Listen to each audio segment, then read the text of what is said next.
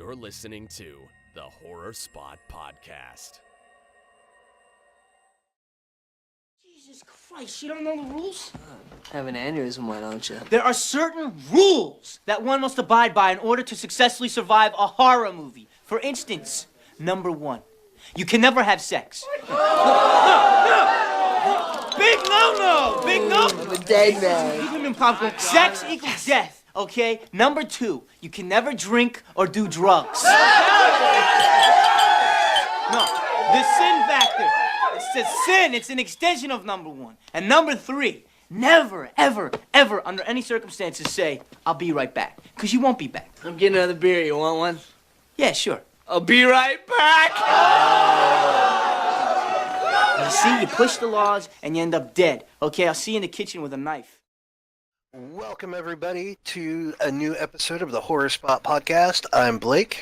And I'm Nick, and who else do we have here with us? It's Dan. Hopefully the mic's fixed. With 'cause that shit was proper pissing me off. sound quality out of Dan for the first time ever. Don't in jinx it. 4 or 5 episodes, I think we've been through at this point. Don't jinx it, but it's like 4. Yeah, I don't want to jinx it for sure. If you For guys sure. didn't check out our last episode, it's Open Grave News, brought to you by us. You can check that on the description. Just going over the recent news of the last 2 weeks or a week or so. You can go check that out. So tonight, everybody, what we're going to be talking about is we're going to be talking about 1996's Scream, Woo! Yeah, the movie that saved the horror genre, Dan loves him some Nev Campbell. with good reason. Yeah. Indeed. This movie was a savior. It was a savior of the horror, because I'll tell you what, horror movies were just smashed into submission with slashers, like the worst cliches ever. Nobody wanted horror movies. It was a horrible movie to make in the 90s. Yep, bad idea to make a horror movie in the early to mid 90s, just because everybody was so over them. Everybody was just over slashers and blood and guts and gore and all that shit, and nobody wanted to see it anymore, and it was just a big joke in the mid 90s. And then some little dude named Kevin Williamson came along with this script for a movie called Scary Movie, which ended up being turned into Scream, and it blew the lid off the genre and brought it back from the dead. I remember some of my earliest memories besides Halloween are with Scream, with my older sister being a lot older than me. She was a teenager when these movies came out, so it was like super, relevant for her, being a teenager. So like she was playing them all the time. Yeah, man. Like I remember going to Blockbuster. That's right, I'm that old. Going to Blockbuster and renting Scream, man, on VHS. This movie came out when I was 14 years old. I saw it in theaters and thought it was like the best thing I'd ever seen. It was awesome. I mean, it's a great movie even to this day. Me and Dan watched it yesterday, and it's a great movie. Absolutely. Holds up.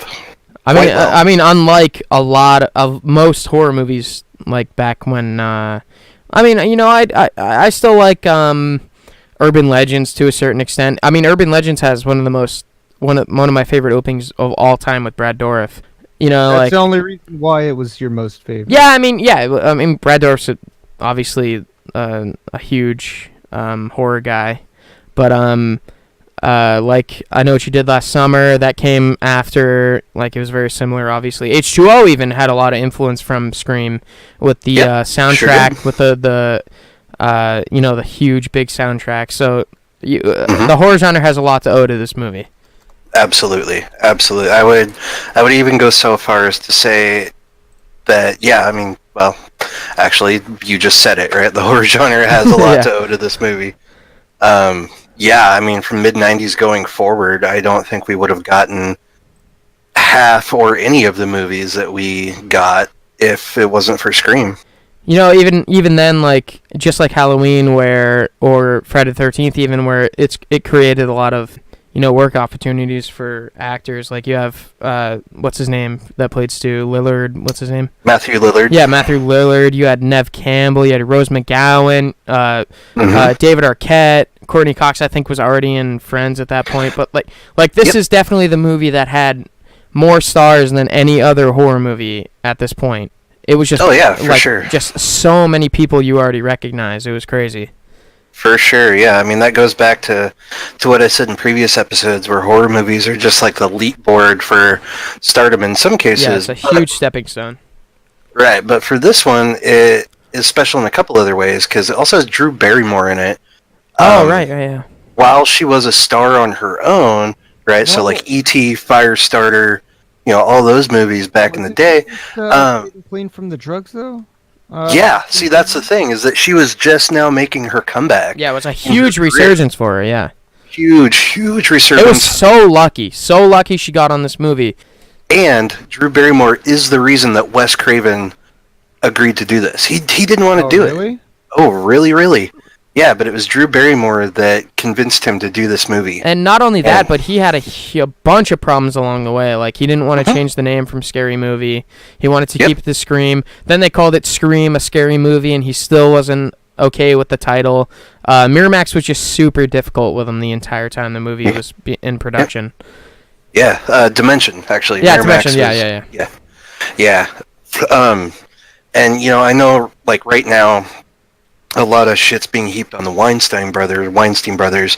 But, well, mostly Harvey, right? Because he's the dirtbag. Yeah. Bob. Humanitarian Harvey Weinstein. Yeah.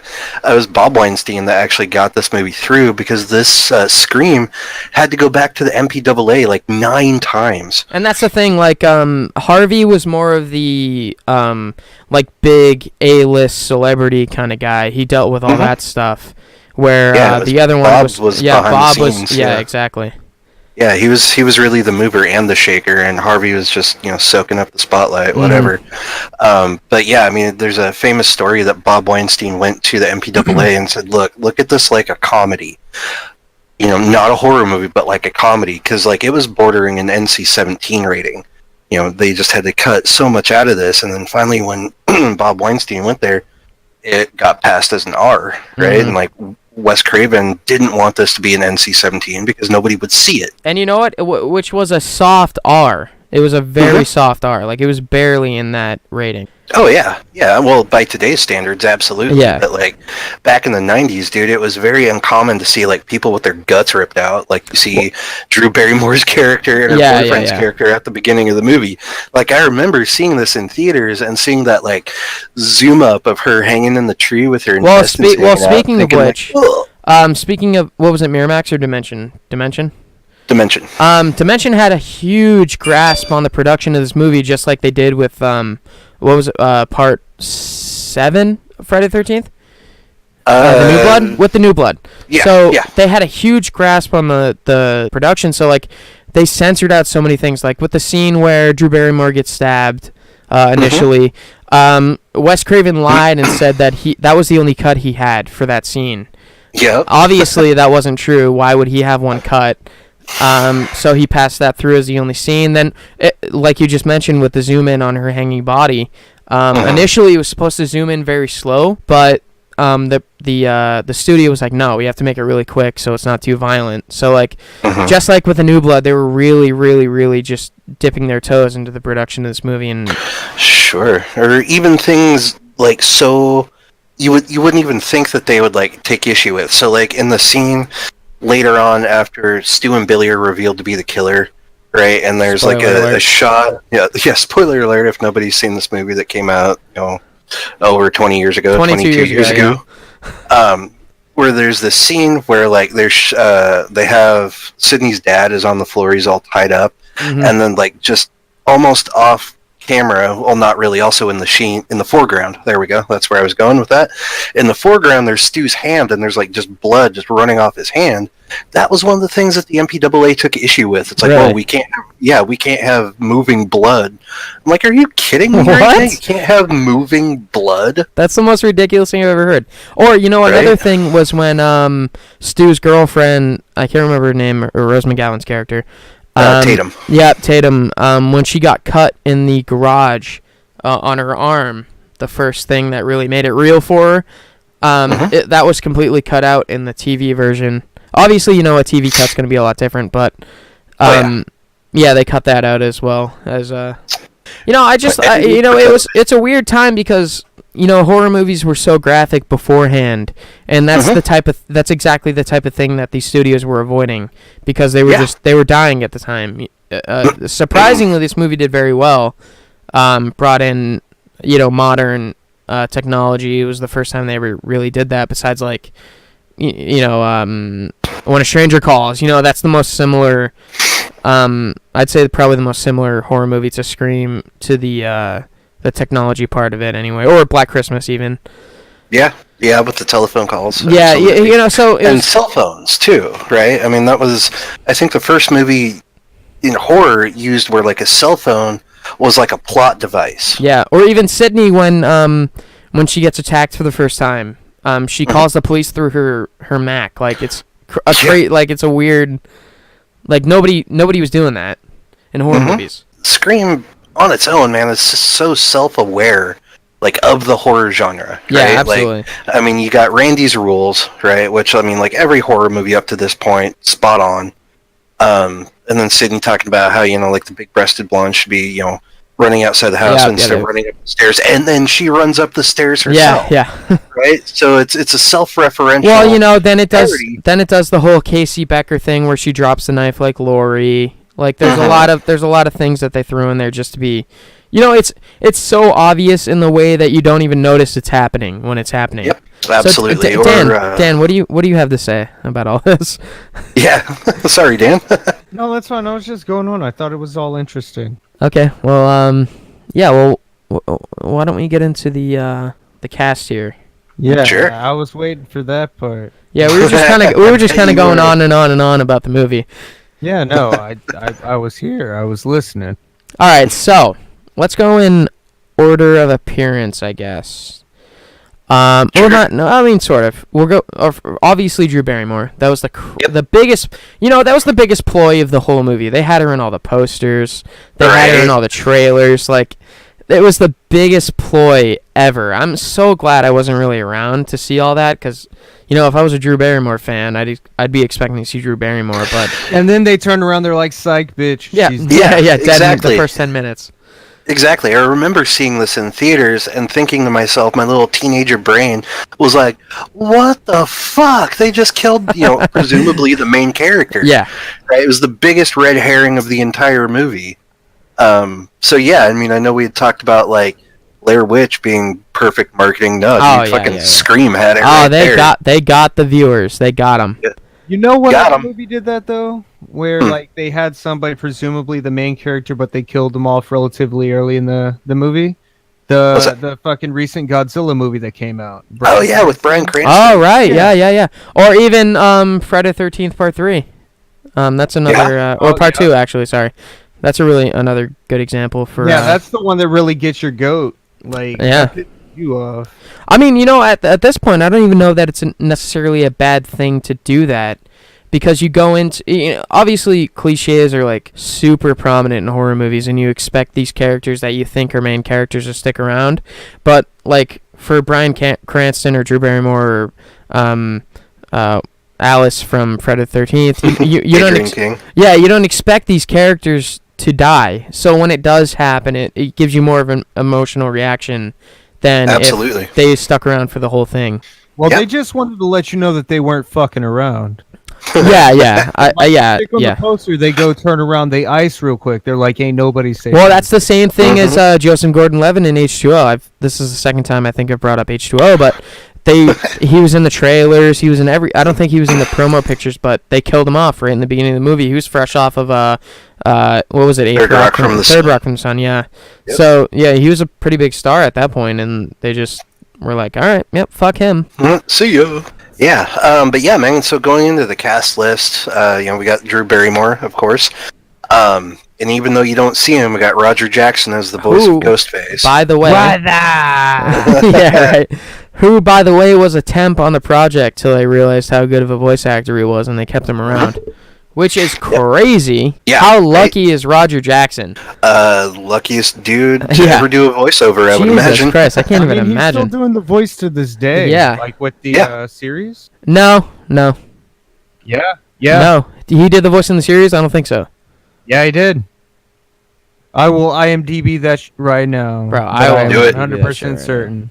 All right, cool. And then we've got, let's see, the big name players, right? So we got Nev Campbell as Sidney Prescott, Skeet Ulrich as Billy Loomis. Loomis, right? Another throwback to Halloween. Yep. Or, Also throwback to Psycho. Yep. Right?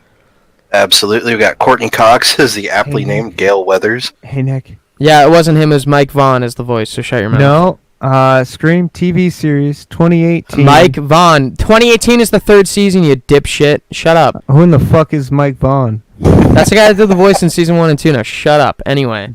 They fucked up. Anyway. So we got Rose McGowan, David Arquette, Matthew Lillard. So, like, Courtney Huge. Cox, right? She was a big name at the time because she was on Friends. Yeah. Right? But this was like, and she had been in movies before, but this was like, I think her first big one, I believe. Yeah, I don't know. I don't know if I couldn't really back up that bit of information, but For sure. yeah, like she was already a very well known celebrity. She was on the biggest sitcom in the world at the time. So, Boo. you know, I think it was Seinfeld and then Friends, if I'm not mistaken. So, like, she was very well known. Nev Campbell, not so much. She was in. Was Wild Things before this? I don't think so. No, she was in Charmed. Yeah, The Craft, not Charmed. No, Rose McGowan was on Charmed. Nev Campbell was on Party of Five. Yeah, so they were sort of well known. Skeet Ulrich, not at all. Yeah, or Matthew Lillard. Yeah, Matthew Lillard either. David Arquette, not really either. Right. So yeah, like this Jamie movie. Kennedy. Oh yeah, not even a little. This Oh, movie, this movie really made most of the cast. Guys, the voice of Ghostface is Mojo Jojo. God, that is the dumbest thing I've ever heard. Are you sure? Yes, I'm going through the IMDb right now. Are you serious? Yep. Roger Mojo Jackson. Jojo. Roger Jackson's Roger Mojo Jackson Jojo. is Mojo Jojo. Yeah. Really? Dude, come on. Yep. Hold on. I'll link it. Are you He is Mojo kidding me? Jojo. on the new Powerpuff Girls. Oh, the No, even new. on the old one. On the Even old one too? And on the old one? What year's Yeah. the old one? 98. All right, 90. Holy shit, he is. What the fuck? He was also in Star Wars Jedi Knight. He was in KOTOR 2. What? Oh my god. Force Unleashed.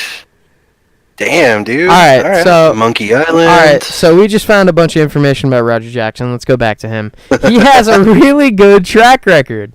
He does. Sure does. Like huge. He was Mojo He was the Jojo. voice of Mel Gibson in Celebrity Deathmatch. That is awesome. All right, I mean that's a little less than Mojo Jojo or what Star Wars game was it? He was in Force Unleashed. He was in Jedi Knight. Wait, who did he do in Force Unleashed? He was a Death Star technician. Oh, I mean yeah, kind of. Right? He was, But yeah, it looks like he is doing the voice for Ghostface in the 3rd season of Yes. Scream. See, I'm not sure if we talked about this in the news episode we did, but that's one of the huge things about season 3. It takes place in the same universe as Woodsboro. It's got the same mask. It's got the same voice actor for the Ghostface killer. I pray to God this season is so good. I hope so, man. For sure. I mean, I didn't really hate liked the first two seasons yet. I thought they were fine, personally. Yeah, I mean, you every now and again you got to get through a few minutes of the teen demographic stuff, but other than that, Sure. it wasn't that bad. All right, so who else do we got? We got David Booth as Casey's father, whatever. Casey's mother, Carla Hatley, Nev Campbell. Obviously, I don't know why she's so low on the IMDb list for cast. I think they're doing it by order of appearance. In credits order, so yeah, so order of appearance. Yeah. Skeet Ulrich is Billy Loomis. I think you already said that. Lawrence Hecht. I don't know how to pronounce Lawrence that. Hecht. I don't know. Neil Prescott. Yeah. It's yeah, I Sydney's think dad. it's like Hecht. Yeah. Yeah. W. R. Brown is Kenny Jones. Rose McGowan is Tatum Riley. Louis Sanders is Mrs. Tate. David Arquette, Deputy Dewey. Joseph Whipp, Sheriff Burke. And then Matthew Lillard, Stewart. Where's Fonzie at? No, he's all the way at the bottom. Yep, he's all the way at the bottom, man. Not cool. Jamie Kennedy is Randy. We got C.W. Morton as Hank Loomis, the dad, I think, right? Yep.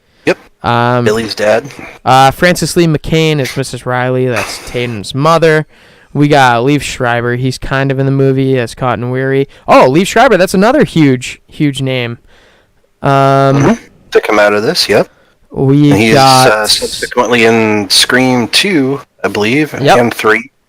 yeah. So he makes Unfortunately, we have the death and demises of Cotton Weary in Scream 3. Where's I don't see All the way down. But Linda Blair's in here too. Nuh-uh. Yeah, she's Where? She was one of the reporters. What? Yeah. Yep. Are you kidding me? Yeah, Nope. she's like, Oh, that's your mother awesome. sucks cocks in hell. Yeah, that's That's awesome. right. And then Wes Craven as the janitor. Yeah, it's Fred. Fred the Yep. janitor wearing the his janitor. Freddy Krueger outfit. You little shits. Which- What'd you say to me? Yeah, what'd you call me? Which, by the way, right, you notice that the sleeves on that are solid red. Yep. And you know what that signifies, right? Nope. That is the original Freddy sweater. Oh, it's Because the original? Yeah, because the Is sleeves it the were original, not or did they striped. make it Wait, to are we look like the talking, is original? that like the No. original mariachi armed, like Yeah, the mariachi armed. Yeah, the mariachi Yeah. armed Freddy. Yeah, Yeah. no, in an interview that I saw with Wes Craven, he said that they did dig up the original sweaty Fredder? The Freddy sweater for that role. So yeah, it's the solid red Oh, that's arm. awesome. Yeah, so the original sweater, original hat. Well, it's good to see they took care of it, unlike Mhm. Halloween 2 mask. Was sure, right? Yeah, they Yeah. just ripped it out of a box in some attic somewhere. Pretty much. Yeah, so here we go. We got Linda Blair as obnoxious reporter. Right? Wes Craven as Fred the janitor, and we got Henry Winkler as Principal Arthur Hembry. Embry, yep. I liked Yeah, Henry he Winkler went- in this he movie. went a I little thought bit he was too hard on fantastic. Yeah, I didn't want him. I didn't want him to die so early. I thought he would have been a good character for the rest of the movie. I mean, most of the movie didn't take place at the school, so there was no reason to really keep him around. And he was clearly an asshole to the students, which is why. Well, he wasn't an was one of asshole to the victims. students. He was an asshole to students that. It doesn't matter. He was waving scissors around. Yeah, but they were making fun of a student that died literally the night before that, and you Well, know they probably knew of, but didn't know her. it doesn't matter. Principal he's the principal. You think This he? is America. You got a freedom of expression. All right, and whatever. Hembry was out of line. He deserved it. Yeah, He was out of line. I mean he was a little creepy with the scissors. I will have his badge. right? Badge. What are you talking about? What the fuck are you going on about? So speaking of Henry Winkler, I like how they tried to do some like red herring things with him, right? So like it goes into what Randy says in the video store. Everybody's a suspect. So there's a couple times in this movie where, I mean now, right? So 28 years later, it's very obvious what they were trying to do. Yeah. But at the time, right, it's like, oh, this guy's kind of unhinged. Maybe he's the killer. Or like when they show the sheriff's boots, how they were very similar to the boots that you saw Ghostface wearing when he attacked Sydney in the in the girls' restroom. Things like that. But as we all know, that didn't happen because Stu and Billy ended up being the killers. See, that's another great Spoiler thing. alert. Spoiler. That's another great thing about this movie is it goes back to the whole whodunit thing from like way earlier movies, even before Halloween, where it was like, I think the first House on Haunted Hill or whatever it was called. Yep. Yeah, with Vincent Price. Yeah, it was sort of like that, wasn't it? Yeah, kind of. Yeah. Yeah, it was a whodunit, and then you find out everybody, it's really haunted, kind of deal. Yeah. Speaking Well, that of was John the same Carpenter, with like Friday the 13th. No, like who's killing you? yeah, it was a whodunit. I mean, yeah, sorta. Not as much as Sleepaway Camp. Yeah, definitely Sleepaway more Camp for Sleepaway sure. Camp. Definitely way more Sleepaway Camp than Friday the 13th for sure. Oh man, what did I watch the other night that I was talking to you about, Nick, that was just a blatant rip-off of Halloween? Oh, it was Sorority Massacre or something. Yeah, Sorority House Massacre. Yeah. Oh my god. But even that one, man, it makes no qualms about who does it. Like, it shows you the killer right up front, but I swear to God, man, it is like a shot-for-shot just rip-off of Halloween. I mean, there were a I lot mean- of those right after Halloween came out. Actually, Oh, you know what yeah. that reminds me? A big whodunit movie was House on Sorority Row. That was a huge one. Yep. Or Alice, sure Sweet was. Was. Mm-hmm. And that was way before, yeah. Prom Night. Yep. Oh yeah, especially Prom Night, yeah. Mhm. First one. Yeah. Let's not talk about the Hello, Mary remake. Lou, Prom Night 2. Yeah, that's the one. Or the remake, anything. All right, so the synopsis goes as follows. A year after the murder of her mother, a young teenage girl is terrorized by a new killer who targets the girl and her friends by using horror films as a part of a deadly game. I want to play a game, Sydney. Famous line. Oh, I right, thought you were from the doing. I movie. thought you were doing a Saw thing. I'm like, no, Nope. don't do that. No, man. That's the whole I want to play a game. You know, Dude, that comes from Scream. is this the first movie to be self-aware? No. Was it really self-aware though? It's pretty self-aware. Yeah, it was kind of a goof pretty- the yeah. whole time. Talking Yeah. about horror movies, but they weren't aware that they were really in a horror movie. Randy was just talking about it. It wasn't until No, what, was I'm it, not 2? saying they broke the third wall. I'm saying it was a goof the whole time. They were throwing out cliches the entire movie, still doing them even after making fun of them. Like we just said with the Sydney thing where she's like, oh, what am I going to run upstairs? And then she runs upstairs. It's the same thing. Yeah, and the thing about it is that hadn't been really done before in a horror film. That's why Scream gets so much notoriety for this, because it was, it's the same thing that like Halloween did for slasher movies. Scream did this for the entire horror genre, right? I mean, it's as much a satire as it is a horror movie, as it is a black comedy. Yeah, it was in the perfect time where rom-coms were super, super popular in the 90s. Ugh, yeah. You know, you had, what was it, Kevin Williamson? Yeah, Kevin Williamson, he was writing Dawson's Creek. He was making all this stuff. He was killing it in the 90s. You know, it was just the perfect time for them to implement horror into a rom-com type scenario. I just realized something. Hmm. You know how Randy had made mention that it's usually like the virgin who outsmarts the killer? Mm-hmm. Yep. Like, what if young Billy Loomis, that was the reason he was trying to fuck her? Isn't that, like, the thing? Like, that is. I didn't realize that was why he was trying to do it, though. Like, I mean, To make her not the virgin. Yeah, that was the whole thing, because he wanted to kill her. You're not the virgin anymore, Sid. Yeah. I didn't. I never picked up on that. I was just sitting here thinking about it. All right, well, let's go into the broads and the bros. It talks about the male and the female characters, or whatever they go by. I don't even know. Rose McGowan's pretty crazy these days, so we'll see what we got. Let's go into the broads and the bros. Who's there? Who's there? I'm calling the police. You should never say who's there. Don't you watch scary movies? It's a death wish. You might as well just come out here to investigate a strange noise or something. Look, you've had your fun now, so I think you better just leave or else. Or else what? Or else my boyfriend will be here any second and he'll be pissed when he finds out. I thought you didn't have a boyfriend. I lied. I do have a boyfriend and he'll be here any second, so your ass better be good. Sure. I swear. He's big and he plays football and he'll kick the shit out of you.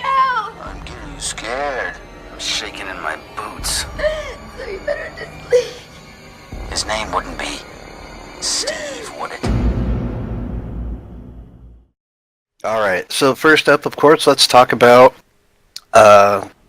Drew Barrymore. Drew Barrymore. Best character in E.T. I don't know. I don't know what it has to do with this, but Well, no, it's just Drew Barrymore. I'm just saying that was like her. oh yeah, she was a really good actress when she was a kid. I was And surprised. then the drugs hit, but you could tell she's just still trying to kind of come off the drugs. Yeah, I mean, she's kind of just sort of doing the Adam Sandler stuff these days, which I don't approve of. Well, yeah, But- you don't approve of his nephew either. No, I don't. Fuck Jared Sandler. I hope you're watching this, but yeah, I think the Drew Barrymore thing was almost. I mean, I'm not gonna say it was as good as the Blair Witch thing that they did, but it was definitely a really good plan on their part. I know they couldn't. I don't know what kind of budget they had for this movie. Actually, Budget was $14 million. oh yeah, see, that's not a lot. So you know what? For what they did with what they could afford with Drew Barrymore, obviously she had a huge track record beforehand, being in Stephen King adaptations and E.T. and all that Absolutely, and coming from a famous acting family. Yeah. Barrymores have been in Hollywood. It seems like since time immemorial, right? Yeah. So So what they did with what they could afford was great. Just have her in that little bit of the movie. But yeah, no, I mean, it's really great that Drew Barrymore was in this movie, that she even agreed to do that. I believe, if I remember correctly, she had auditioned, or she didn't audition, but they wanted her for Sydney. And then she actually insisted on doing the Casey Becker role. Yeah. Why was that? Was it, like... Because she felt that it would... Like, her presence would draw more attention to this movie, thinking that she would be the star of this movie, but really it ends up being like Neve Campbell, right? Who plays the lead role. So she kind of even used herself as a red herring. So it's kind of a strategic move. She knew that she didn't have to work hard, but she would make a good living off this movie. Exactly. Yeah. So she had the foresight to know that this was a winner, like right out of the bag. Going back to Casey. There's a lot of things, like, first of all, it's one of the most iconic openings in horror movie history, first of all. I was talking to Dan last night when we were watching it, and, one of the craziest things about the opening is when they're quizzing her on the horror movie stuff. At the end of it, the last question is, where am I at the front door or the patio door? You later find out that there's two killers, so no matter what her answer was, they were gonna kill her no matter what. Absolutely. That's the darkest part about, I think, the entire movie. I feel like it makes you feel like there was no hope for her character at all. She was gonna die no matter what. She did. Absolutely, yeah. No, Casey Becker is doomed from the moment she came up on screen. It's sad because what did she do? She broke up with Stu. Big fucking deal. I thought that was the most impacting part of the entire movie. Now that I'm older and I'm watching it and I can really analyze the whole thing, that's like the saddest part of the whole movie. That just goes to show you never know who you date. Yeah. Right, for sure. I tell you the thing that got me about that whole scene, the beginning, is when when her parents come back to the house, right? And her mom goes to call 911. Casey, baby. Casey's still on the other line, and you basically hear her dying. Yeah. On the other end of the phone. Even now, it still kind of gives me the willies. Like, it sounds so real. Like their death sounds. Yeah. Yeah, absolutely. I'm convinced that they killed a just an extra, somebody. Just some PA, some production assistant on staff. They just killed him. No, it was just some transient person, some indigenous. Some indigenous. What are you talking about? Homeless. Yeah. So, I think that was one of the most. Even in the whole series, a lot of people like to poop on it, but Scream 3 had one of the. I saw it when I was a kid, obviously, but Scream 3 had one of the craziest endings I've ever seen. It was her brother, and he got Billy and Stu to kill her mom because she was cheating on Billy's father was cheating on his mother. I was like, what are you what is going on? Like, that was right? I think that was right behind the whole the whole thing I was just talking about. Yeah, that it was the brother all along. Yeah, that was the third it's a stupid easy cop out, but when I was a kid, I was like, oh shit. Trust no bitch. Right, and even in the second one, with the killer ended up being Billy's mom. Right. See, that was even. Right. I think that was a little less. I think they should have went with the brother first. I think that would have made a lot more sense. Or even if they didn't. No, I feel like if they didn't, it would have been a lot weaker for the mom to just come out after. What? After everything was done. Yeah, all that stuff. I love that they had Laurie Metcalf as Billy's mom in the second one. Yeah, that was pretty funny. Roseanne. Aunt Becky. Yeah, dude, I was a big fan of Roseanne back in the day when it was on, before I learned her politics. Oh, no, not Aunt Becky. What am I talking about? No, oh crap, what was her name? Friend. What? I don't remember. But the Aunt Jackie. Jackie. Jackie, yeah. Becky was one of the kids. But yeah, dude, like... Alright, who else we got? I think the next one on the list, we got Neve Campbell. Obviously, super, super, super, super important to the franchise. Absolutely. She's the series hero. Next door hot, like... Yeah, I mean, that's kind of at the time, it was... In the 90s, in the 80s and 90s, it was super, super important for them to put an attractive lead. Like, that was just kind of how it was. You can't hate on it. It was a long time ago. You can hate on it now, maybe, but that's just how it went. Right. I feel like Sydney just they tried to really go the Lori route, where she was super disconnected with her friends, to where they were so they were so wanted to party all the time, and she's like, oh no, well, like she was super distant from everybody else. Well, so the reason why she was super distant, they even mentioned this in the movie, was her mom died the year before. Yeah, exactly. So she had some background reason. Lori didn't, but she had some background reason to be really... Lori was just a sappy little fucking nerd. Yeah, she was. She was a fucking nerd, but... I forgot my chemistry book. But Sydney was super disconnected from all her friends. She was just hanging out with them because that's who she knew. Well, I mean, I don't know, dude.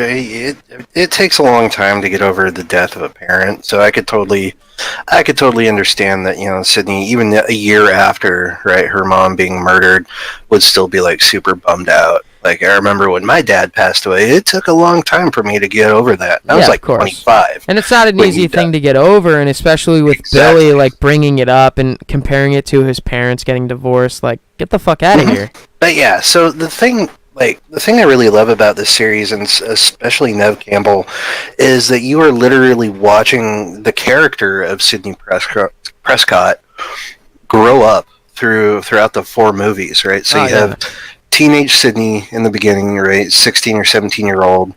And then flash forward, you got Sidney in college. Flash forward to 3, right? She's like this loner working at home doing crisis calls. And now in Scream 4, you have Sidney the survivor, who has grown up, who has come to face her demons, full-grown woman. So it's kind of cool to see that evolution throughout the movies. I was kind of disappointed with Scream 4 in the way that... I mean, Dan couldn't even finish it. I tried to watch it with him, but... I was kind of disappointed in the way that she was kind of getting over everything, and then it came back up. I didn't really like that. I know it works in an emotional standpoint, but there was no other... Like, everyone was over it and forgot about it, and then they're like, oh, okay, we're doing this again. Yep, here we go. Yeah, here we go again. Like, they were so used to it. I didn't like the way that they were so casual about it. Nick, we're going to have to watch Skyscraper now. No, we're not. Yeah. No, Neve Campbell. I don't care. I don't care. I'm not watching a Dwayne Johnson movie ever. He's going to be president 2020. Yeah, okay. Well, if there's an executive order that makes all their citizens of the United States watch his movies, I'll watch it. But if not, I'm not. All right. So the next person should probably be Courtney Cox. Oh yeah, huge star. Oh yeah. She Absolutely. starred along Jennifer Aniston, also a horror movie alumni. She starred in Leprechaun, the very first Leprechaun movie. I think it was before Friends. Oh yeah. So that was different for her. Yeah. So that's pretty cool. I love that. They eventually found their way into a project together, and then Courtney Cox went in the direction that Jennifer Aniston started off in. I mean, with the whole, I don't know when David Arquette and Courtney Cox started doing their whole thing. This movie actually. You could definitely, you could definitely tell that Dewey and Gale were like super into each other. It's really convincing. You don't second think it for a second. Oh yeah, definitely. I mean, their on-screen chemistry was great, and eventually led to an off-screen chemistry, and they got married, and I think they got divorced about 5 years ago. But still, I mean, I saw that comment. I knew it. Yeah. All right. So who else? We got Rose McGowan. Yep. Now, social justice warrior Rose McGowan. I think her character was so unneeded. Like, it was, with her being Dewey's. Actually, let me say this first. I watched this movie so many times, like, throughout the years, and not until maybe till I was in my late teens, I knew she was even Dewey's sister. I didn't even know. Really? Yeah, I don't know. Like, I never really paid attention enough to connect the dots. She just seemed like a random person. Yeah. It was besides her blatant disrespect for Dewey. Yeah, it was such an unnecessary character. Like, it felt like she was the friend protecting Sydney from Dewey because Dewey had a thing for her. That's all it felt like. Gotcha. I never felt like she was an important part of anyone's life except for Sydney's. She wasn't, and her death scene even. I take so much issue for that. So he's trying to fucking choke her out via the garage door opener, and she's stuck in the little dog door, cat door. Oh yeah, she could have got out. Hop out and fucking just or hop out the door and fucking go Yeah, run underneath she it. absolutely could have Fucking got dumb. out, and I think that's the only character they really didn't care about. I honestly feel like they didn't care about Tatum at all. Also, beer bottles. She could have broke one and just stabbed. I assume that was Stu that finished her off. Yeah, it was probably Stu because most of the kills were connected between relationships. So, it was probably Stu that was going after her. No, I think it was Billy because Stu. Oh yeah, was still Stu was in the inside at room watching party. Halloween, right? So it was Yeah. probably Billy, yeah, because Randy was Uh-huh. explaining the rules. Well, that would have worked out even better. Yeah, I feel like Tatum definitely wasn't an She appreciated was a character. blonde. She was a blonde. She was a filler for sure. I don't think she was appreciated as a character at all. She's like, guys, I need a role. Can you throw me something? They're like, yeah, let's just write her in real quick. Well, and then I mean to talk about like recent events, right? She was one of Harvey Weinstein's accusers for this whole Me Too movement thing, and I'm glad she did, right? Because Oh yeah, if something like that happens, you need to speak out about it. But absolutely, but I can't help but wonder if like this is one of the roles that she had to. Forgive me for saying this. I'm sorry, Rose. Suck up to Harvey Weinstein to get this. I mean, part. I'd say probably she didn't have a huge track record before this movie, and it was a huge production. Yeah. You know, even for a horror movie at the time, I'm surprised how big the production was. But you know, you didn't just get in. Oh, absolutely, absolutely. On a side note of production, I know that we had said that the budget was $14 million. Do you know how much this brought in on the domestic total gross? How long are we talking? Well, how long are we talking? We are talking full run. Full run, like as of now? Full run.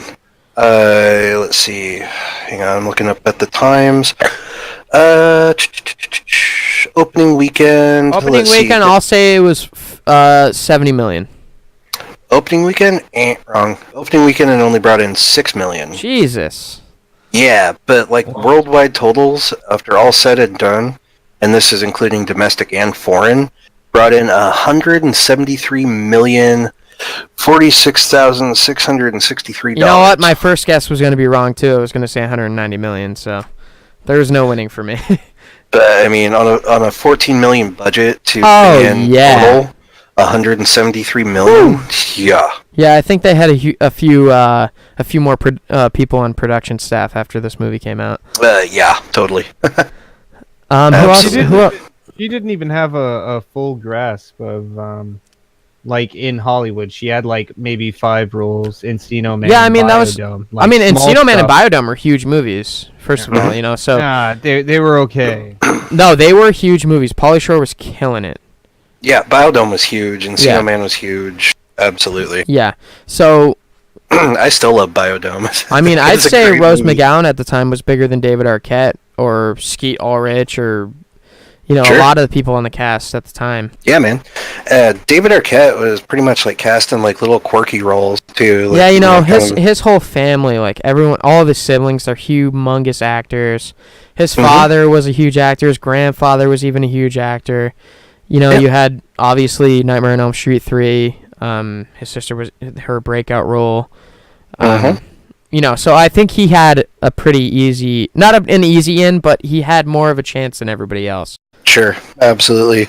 Same with like Drew Barrymore. Comes from family of actors. Yeah, yeah. So All right, so do we have any other any broads on here? I don't think so.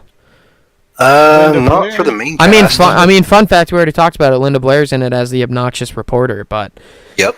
you know, we could go into the bros at this point. Sure. So- I'd say Did that. talk I'd say, a little bit about David Arquette. Like, Yeah. There's Yeah, not much. as yeah, Deputy I'd say he's Ray. main bro. Yeah, for sure. Oh yeah, main bro, right? He's in all of the Scream movies.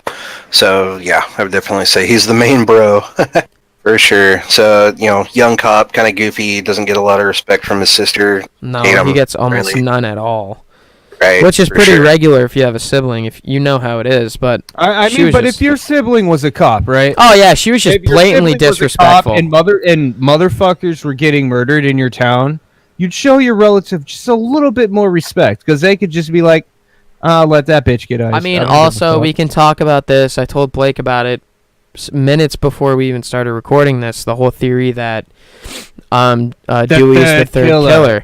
Yeah, so like, there's the whole thing where Tatum dies and he doesn't show even an ounce of acknowledgement for her death. Well, I mean, she was that little bitch sister. I mean, I can't say that I'd feel. It doesn't. No. You're saying that, but it's a huge thing for your relative to die, and he showed not even an ounce of acknowledgement for it. Did we even see him on screen find Tatum's body? No, I guess not. No, but we didn't. But there's the thing where he gets stabbed to near death every single movie and survives, just like Stu and Billy did in the beginning of the movie. There's things like with Billy getting released the next day super fast. There's just a whole big pile of things that indicate that. Well, there wasn't really much evidence to implicate Billy anyhow. Dewey's the third killer, alright? I'm calling it now. Dewey's the third killer. He fucking did it. I'm contacting the Woodsboro Sheriff's Department. I'm letting them know what happened. All right. So moving on, we got Billy Loomis, one of the duo of killers from this movie. I didn't kill anybody. Yeah, you do it, Sid. You fucking did it. Sydney. One of the Sydney. One of the main things like that always irritated me about this movie was when he's in the precinct and Sydney's out like at Dewey's desk and he's about to get questioned for the murder, and he's like, I didn't try to kill Sydney, and then he's fucking eyeballing her with the dirtiest look I've ever seen in my life. Like, that is not helping. He does that throughout the entire fucking movie. Yeah, like, what are you doing? In hindsight, you can totally tell he is the killer. Yeah, right? I mean, the whole boyfriend angle, it's super obvious, but obviously they didn't want you to think that. Right? I mean, I was more surprised that Stu was in on it. Yeah, what did he have to gain after the whole Casey thing? It was over for him. The whole case, it was done. Yeah. So but I mean, like, hindsight, it really kind of glaringly obvious. Is one a killer. Yeah, like, and like, there's the other thing where he's secretly a huge horror fanatic like Randy. He knows everything. He quotes these movies. Oh, we all go a little crazy sometimes, or whatever the fucking psycho. Right, we all go a little mad sometimes. Yeah, like he's obviously a psychopath. Right? I was watching The Exorcist and it got me thinking about you. Like, who what? says that to their girlfriend? Get the hell out of here, you weirdo. Like, if I said that to my girlfriend, she would just laugh in my face and be like, oh, okay, yeah, whatever. That's some fucking weird shit to say. But I think that, obviously, with horror movies, it's really hard because that there's going to be a bad guy. And, you try, obviously the writers, they try to make it, it's either, it's really obvious who the killer is or it's not really obvious who the killer is, always. And I think that this was one of the movies that made it super obvious, but then, because it was so obvious, you're like, no, that's not him. And then, boom, he was the killer. And I think they did it really, really well. Because, first of all, you don't think he's the killer because, obviously, he fakes his death. They give you curveballs throughout the entire movie. Like, he goes to jail, she gets the call. The two killer thing was really, like, huge. And, good on them. They kept that consistent throughout the entire series. The two killer thing. Yeah, unfortunately. No, actually, they didn't. Scream 3. There was one killer. Really? Yep. It was just the brother. I'll have to go back and rewatch that. So it's just the brother? Yep. But he had a voice changer thing, and it copied voices, whatever. Like yeah, I do remember that. Yeah. So it's been a while since I've seen Scream 3. I mean, I love it, honestly. I liked it. It came out when I was really young, so I have a soft spot for it. So, sure. Who else do we have here? Matthew Lillard as Stu. Oh, yeah, we got Shaggy. Yeah, right. He was in Hackers. He was in Hackers. Yeah, that's right, yeah. Hackers, 13 Ghosts. Every damn movie that he's in, so... I'm surprised he's not bigger a star than he is. He's been in some huge movies. I just made a joke out of it, but Scooby-Doo was a gigantic movie. It was. Sarah Michelle Gellar, you had Freddie Prinze Jr., girl that played Velma. Yeah, she was in Freaks and Geese. I can't remember her name. But, it was a huge movie. It made a lot. It was really popular. He was in Without a Paddle with Seth Green and... oh, yeah, that's right. But he was normal in that one. Yeah, he was normal in that one. I think that's one of the only movies he's ever really been normal in. Yeah, I think he was a really, really, really important character. SLC Punk, he was in that one. Yep. Yeah. He was the Yeah. main Yeah. character. Yeah. He That was. movie was pretty big. It's got a huge cult following. Yeah, that's what I'm saying. He has a huge track record for successful movies, but like, where is he now? That's the most shocking part. You know, obviously, like David Arquette's producing and directing. He actually has a horror movie coming out soon. I think it's called Hardwired. You know, Rose McGowan's doing her whole political stuff. Nev Campbell was in, what was that movie with The Rock? Dan, you just brought it up. Skyscraper. Yeah, Skyscraper. But really, nobody else is doing anything. He's still doing the voice of Shaggy in Scooby-Doo movies. Oh, is Yep. it? Yep. Oh, that's cool. Yeah, I feel I wish that I wish he was the second killer, or I wish he was the killer in the second movie. You know, because then there would be, obviously we just said that Casey was his only reason for even doing it. So, you know, like this is almost the same thing that we were talking about the Friday the 13th episode. Plug if you haven't checked it out, I'll link it in the description. But you know, it's like with Alice where she knows Jason more than anybody at this point. With her wearing the sweater, or she didn't wear the sweater, but let's say hypothetically she was in the sequel and she wore the sweater, it would make more sense for Stu to be the killer in the second one because he has a score to settle with Sydney. Right. And I would have accepted that way better than, you know, some weird psycho that's going online and looking for other psychos. Just so happens the other psycho is Billy's mom. Like, what are the chances of that happening? Hey Nick, what if I told you that he didn't die in Scream 1? Well, I mean, he popped up in Scream 2. He was an extra in the background, but, you know. He also popped up in Scream 4. Did he, though? Yeah, he was uncredited, but he's one of the people at the Stabathon. Was he? Yeah? Oh, well, I'll have to look out for that. Thanks. I didn't even know that. Well, I guess I'm watching Scream 4 tonight if you want to join me. I'm good. Thank you, though. Yeah, I feel like, you know, he could have been a more important character. And, you know, I feel like I sympathize with his character more than anybody else when he's like, you know, my mom and dad are going to be so mad at me. There's never any character. No other character has really talked about the concern with their relatives, just like Dewey. The implications. Yeah. Show just a little bit of remorse there. Yeah, exactly. Well, like that you whole feel bad line, though, for him. I do this. That whole line, though, was improvised. That's the thing, and the same thing with, you hit me with the phone, You dick. fucking hit me with the phone, dick! Yeah, that was Matthew Lillard just improvising lines, and Wes Craven thought they were so great, he kept them in the movie. You know, even when I was a little kid, my mom and dad are gonna be so mad at me. I was always like, Right. ah, damn. Right? Or Like, his whole reasoning. Calm, dude. Like, Right? he It's was like, obviously... why'd you do it, Stu? He was Peer obviously... pressure. Yeah, peer pressure. He was Far too obviously... sensitive. I mean, I believe it. I feel like Billy convinced him after nagging him for so long to do it. Well, obviously- Billy had a lot of charisma going on. Yeah. He Oh. was like the popular guy. I fully see Billy convincing Stu to do it. I don't think Yeah. it was Stu's idea for a second. No, it definitely wasn't. He's just that one guy. Billy's like, you know what? I need this guy here. So he Yeah. convinced him, got his patsy, and then... Yeah, exactly. And I don't think Billy intended Stu on living the whole time anyway. No, that's why he stabbed him too deep. Well, that's not why he stabbed him too deep. It's because they were arguing over the whole stabbing thing, and he hurt Billy, and that's why he did it harder. But I don't think... I think that just really drove it in for him to take out Stu to really cover up his ass. Sure. Or maybe Billy got Stu to help him kill Maureen Prescott, and then kept Stu around to kind of control him, so that way Stu wouldn't rat out on him. again, to have him Yeah. as a patsy for when have everything a went patsy, down, yeah. Mhm. You know, obviously with the third one, it all comes down to the brother convincing them to do it. You know, which sort of makes sense because as the first one goes, you know, with just like with Halloween where Laurie's not his sister as of the first movie, what was the motivation for Billy to do it? It doesn't make any sense. Right. You know, so I think that the third movie filling in the gaps really does explain it really well.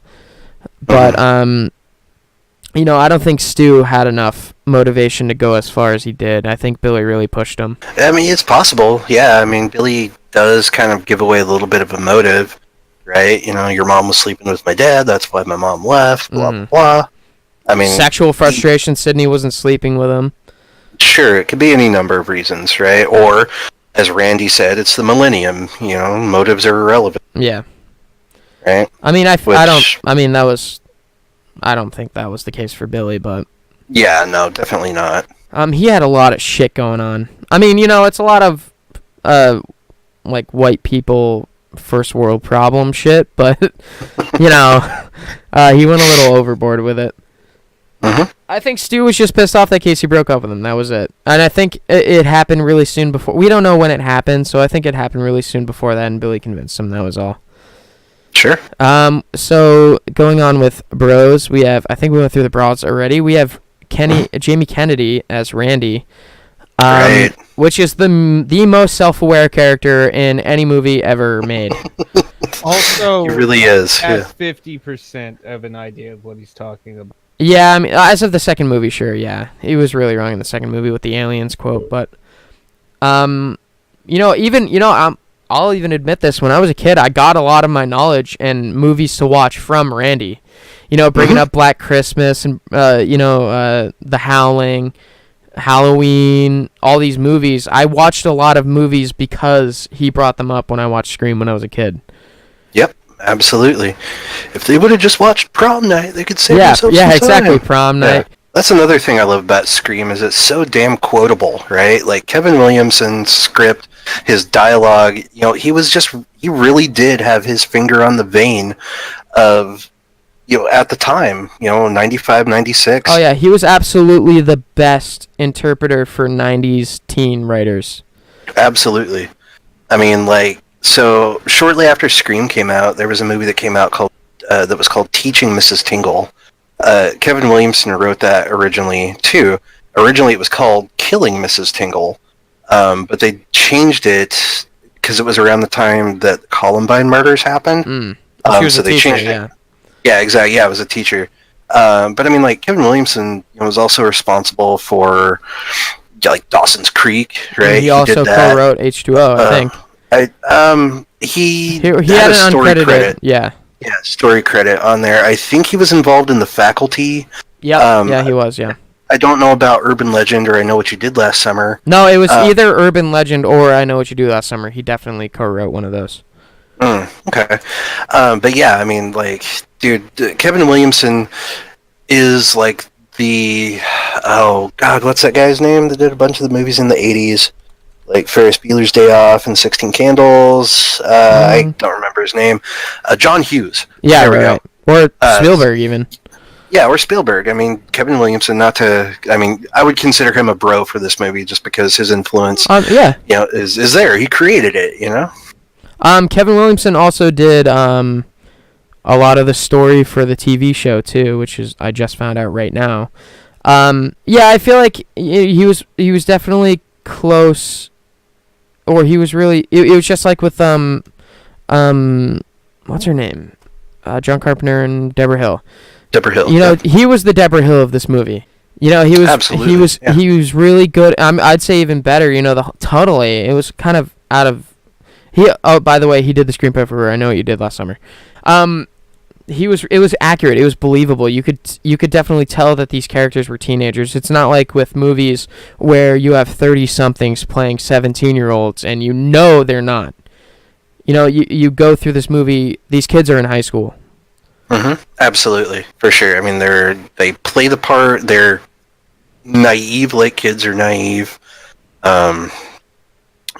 Super convincing. Absolutely. All right. So who else do we got here? Who are we on? Matthew Lillard? Yep. No, we're on Jamie Kennedy actually. Oh yeah. Randy.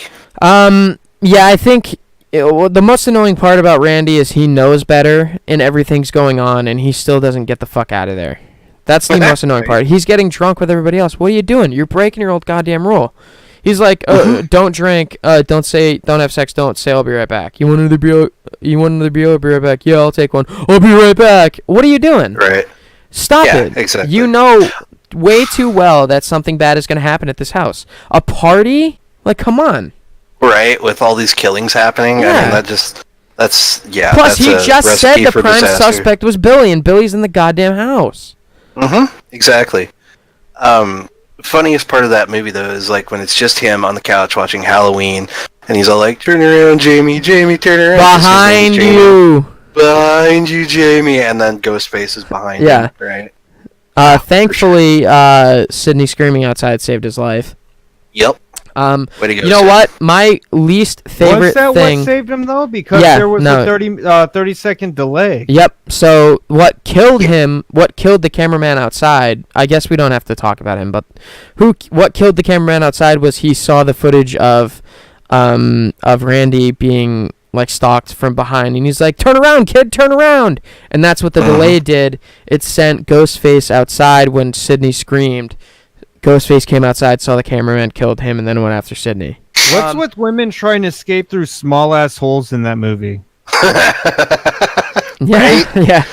Because in that TV truck, Yeah. Sidney snuck out the back through that little fucking equipment hole or whatever. Yeah. Right? That Like, fucking tore a Tatum hole in the escaped fence, from the dog. equipment hole. Yeah, it does happen a few times. Right? Tatum trying to get out the dog door. Oh yeah, that didn't work out so well though. Sydney getting out of the window and through the attic, falling down onto the boat, which should have fucking killed her. But Yeah, well, it was just these- obviously cardboard boxes underneath a tarp.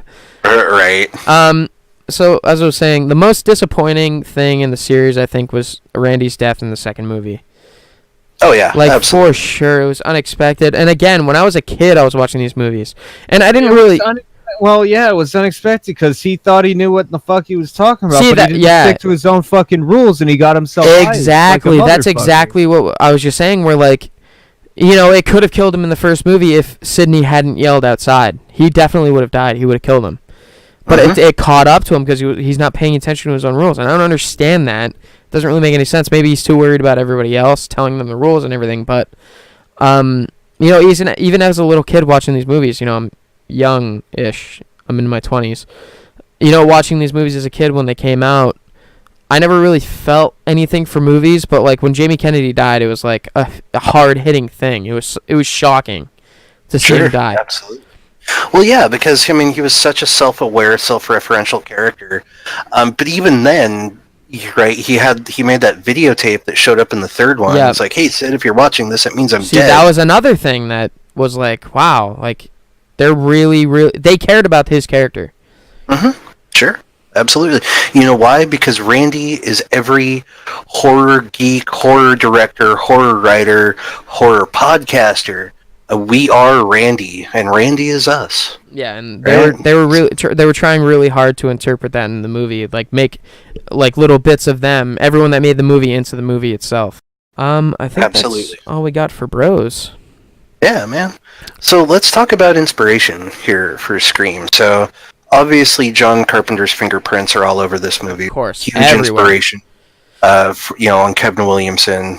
So you got that, but then also, I watched a documentary on Scream, and a big part of the inspiration that came for this movie was from the Gainesville Ripper, Danny Rawlings, who killed 5 college students over 4 days in August of 1990. Asshole. Yeah, right. That story scared the shit out of Kevin Williamson, like so much. The interview that I saw with him, he was house sitting for a friend. He was watching TV and he was watching this like thing about the Gainesville Ripper, and it scared him so much that he had to like go get like a kitchen knife, like Michael Myers' kitchen knife, and called a friend to come over. And then they started like riffing on like horror movies and stuff like that. And then that night, Kevin Williamson started writing the screenplay for Scary Movie, which became Scream. Which, is a great mind state to watch a movie in where you're actually scared. You can put like your thoughts onto the page and really create the feeling. For sure. Absolutely. But yeah, like overall as a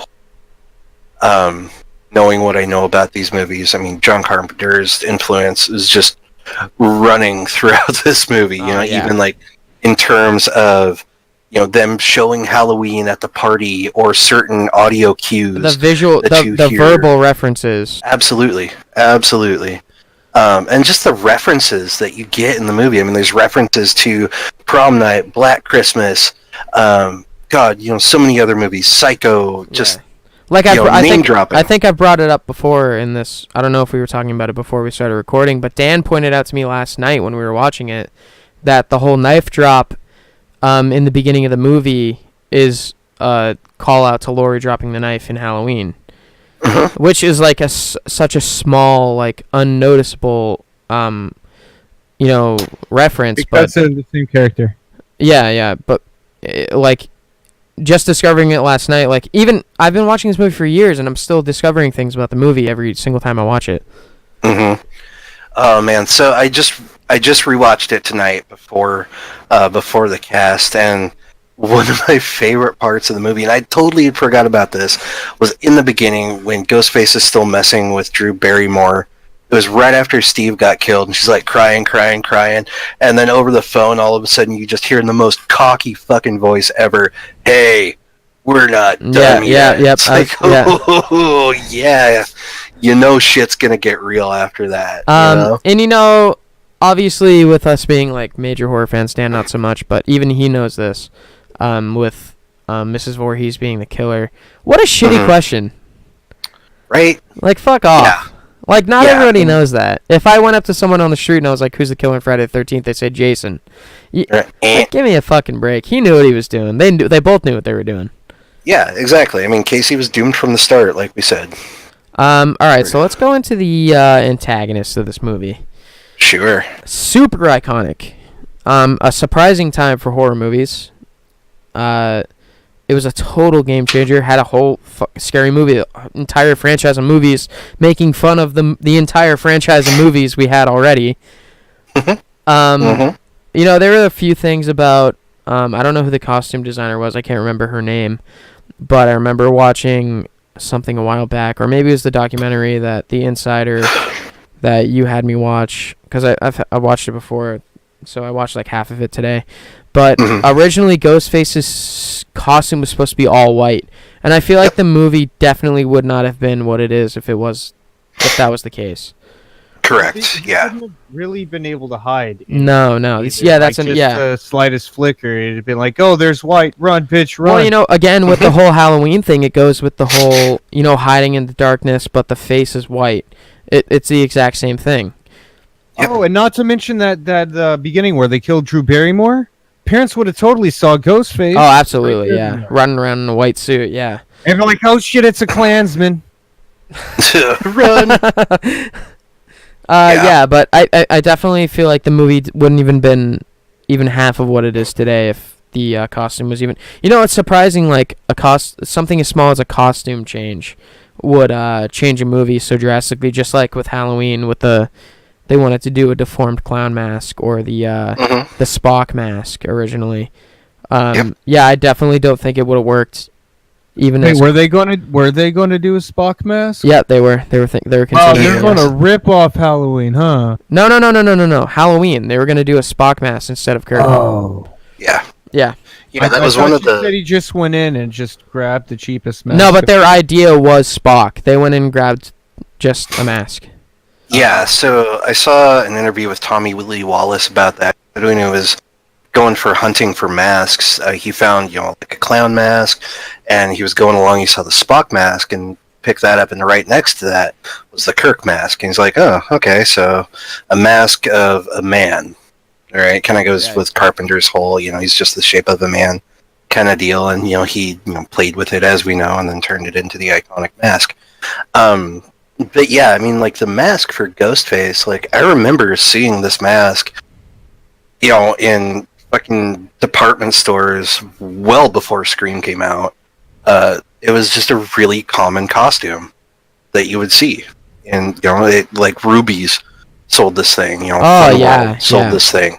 I actually have one of the original masks, the one that smelled like vanilla. I have one of the originals from my older sister. Yeah, I mean, it was everywhere, and then Scream came out, and then literally everywhere. So, but yeah, you are correct. The original costume was supposed to be white. Then they're like, yeah, let's do it black, and gave it some sheen, stuff like that, so it looks a little bit sparkly. Which was absolutely the right decision. Oh yeah, for sure. I think it would have been a little bit dull if it was just plain, black nylon fabric. Yeah, I think You know, I was thinking about it just as you were talking, like if the mask was black, maybe, but that even would mess it up too. Mm-hmm. All right, sure. so what do we got? Let's go around and let's talk about the most surprising kill of the movie. For me, I think it would have to be Drew Barrymore, like straight up. But is this surprising in the way that you thought she was going to be the main character, or like plot wise? Yeah, like literally, I thought she was going to be the main character. Right. I mean, granted, I saw this when I was 14 in theaters, right? And like we had said, she was on the poster right there, you know, front and center. She was in all the commercials for it, the trailers, everything. So it gives you the impression that Drew Barrymore's character of Casey is going to be not maybe the main character, but like one of the big supporting characters. And then she's just killed in the first 10 minutes of the fucking movie. Just right away. Like, literally gutted. You know? So, I mean, for me, still, even to this day, I would say that that's probably the most surprising kill. If they had actually killed Sydney, and then the real hero turned out to be Gale Weathers, then I would have been surprised as an adult. But yeah, I hold hard and fast to Drew Barrymore being the most surprising kill. Well, Blake, you do realize that he did tell Drew Barrymore he was going to gut her like a fucking... I am aware. Thank you, Dan. Dan, what's the most surprising kill for you in the movie? I'm gonna have to go with Tatum. She had so many chances to escape, so many chances to kill her assailant, and she just pissed all that away. So actually, I'm surprised she didn't die sooner. I'm glad you brought it up because I'm actually, now that I'm thinking, what was stopping her from going through the door to the house from the garage? It was locked. From the outside? Yeah. Or did Stu lock it and that's who was trying to kill her? Billy probably locked it, and that's who with was a trying key, to kill right? Her. He probably locked it from the inside of the house. Yeah, probably. I mean, I would imagine so. The garage. Yeah, so it's Billy that's in the garage, I'm pretty sure, because Stu's in the party, but it's strange. So Tatum, she does try to escape through the door, but it's locked, right? So who would have had to have locked it? Billy from inside the house. Right.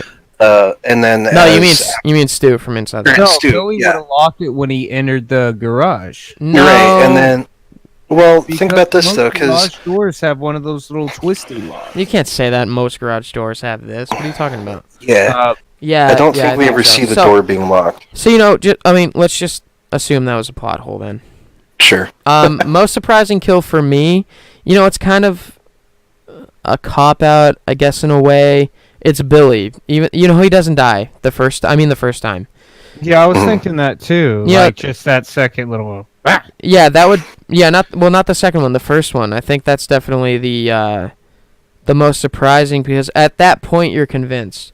And, he just had sex with Sydney, so, you're kind of like, okay, he's a good guy. He's going to help out Sydney. Oh, with all this shit going on, and then boom, he's killed by the killer.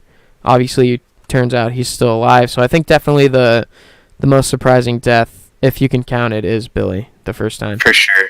That's a really smart scene, too, because, you're right, Billy's laying there, Randy's like, be careful, this is where the supposedly dead killer comes back for one last scare. And then Billy does it, but everybody's expecting it. Right, and then Mr. Prescott comes out of the closet and, legit scares all the characters. Yeah, slams so it's misdirection. Yeah, it's total misdirection, right? You think the scare's going to be Billy, right? Sydney shoots him, and it's all over, and then all of a sudden, bam! Oh, God, it's Mr. Prescott. Yeah. Actually, now that I'm mentioning, we never talked about Mr. Prescott's, the actor that played him or his character or anything. Obviously, there's not much to talk about his character, but... yeah, he's really like a non-entity, right? He's there at the beginning of the movie, and he's there at the end of the movie, and they kind of insinuate that it could be Neil Prescott as the killer, because the calls are coming from his soul. They don't kind of insinuate it. They really fucking drive it home. That's true. Yeah, he is a suspect. Yeah, they really try to make us think that Mr. Prescott's the killer. I think that's going to be it for this episode. All right, cool. I think we pretty much covered everything. Hold on, I'm almost there. I'm trying to figure out how exactly Tatum gets locked in the garage. So the door closes on her as she's grabbing the beer. And she gets startled, and the cat runs by, and she gets scared again. And then the garage door opens. Right, she opens the garage door because the door's locked. And then it stops. And then she turns around and Ghostface is there. Surprise! You've watched this movie one too many times, because that's exactly how it played out when it played out. Dan, when we were watching it, you were asking me if I could quote this whole movie throughout the entire time, and I was like, yeah, probably. That's going to be it for the Horror Spot Podcast. If you liked what you hear, please hit that subscribe button, hit that like button. It helps us out a lot. Just want to let you guys know we have a new sponsor. It's House of Mysterious Secrets, your number one source for horror collectibles and horror merchandise. Let me tell you something. They got shirts, hats, posters. Go there. You can use our promo code SPOT10 to get 10% off. And then also, just as a reminder, next week on the 19th, Halloween 2018 comes out on Friday the 19th. So keep an eye out for that. We will probably be doing coverage of that here in the near future. You can also follow us on Instagram and Twitter at HorrorSpot. I'm Blake. And I'm Nick. And I'm Dan. All right, and thank you everybody for listening. We'll see you next time.